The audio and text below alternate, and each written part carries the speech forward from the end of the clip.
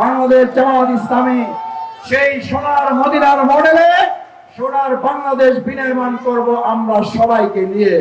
কিন্তু তার আগে অবশ্যই বিচার এবং সংস্কারের দৃশ্যমান অগ্রগতি করে নির্বাচন দিতে হবে।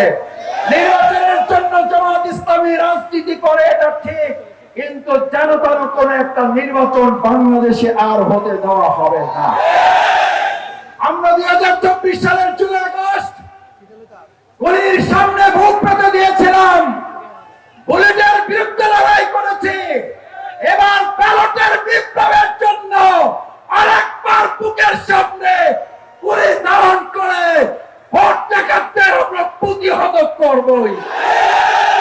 সেই আহ্বান জানিয়ে আমার কথা শেষ করছি।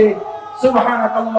বাংলাদেশের সুবিচার কায়েম করার জন্য বিচার ব্যবস্থাকে মজবুত হতে হবে। এতে মাজারুল ইসলামের বিচার আমরা বলবো একটা সুবিচার হয়েছে, আলহামদুলিল্লাহ। যারা অবিচারে মারা গেছেন আমরা আল্লাহর কাছে দোয়া করি আল্লাহ তারা জান্নাতবাসী হোক, আল্লাহ তাদেরকে জান্নাতবাসী করুন।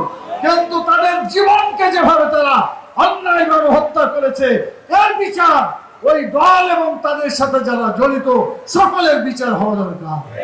এজন্য আমরা বলছি আগে বিচার হবে, এরপরে সংস্কার হবে, এরপরে নির্বাচন হবে।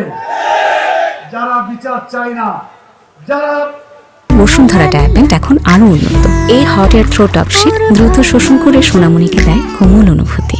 যারা এখানে শুধু তাড়াতাড়ি নির্বাচন চায়, সংস্কার চায় না, আপনারা বলেন আগের মতো যদি নির্বাচন হয় এই নির্বাচনের দরকার আছে? ওটা নির্বাচনই হয় না। 14 সালে বিনা ভোটে হলো, 18 সালে দিনের ভোট রাতে হয়ে গেল, 2024 সালে কি হলো? কোনো ভোটই হলো না। নিজেরা ভোট করলো, দামি নির্বাচন করা হয়েছে।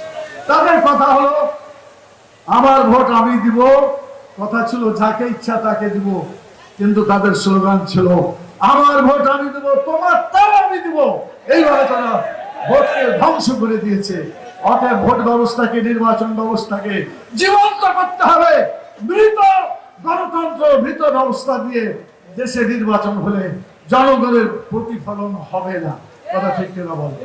সেই জন্য আজকে আমরা আপনাদের সামনে সরকারকে বলবো আগে বিচার হবে, আগে সংস্কার হবে, এরপরে সত্যিকার অর্থে নির্বাচন হতে হবে। কথা ঠিক কিনা বল? ইলেকশন রিফরমেশনের আগে ইলেকশন হবে না এবং বিচারের আগে নির্বাচন হবে না। এটা আমরা জোর গলায় বলতে চাই। দেশের জনগণ আসলে নির্বাচন চাই, জানতার নির্বাচন আমরা চাই না।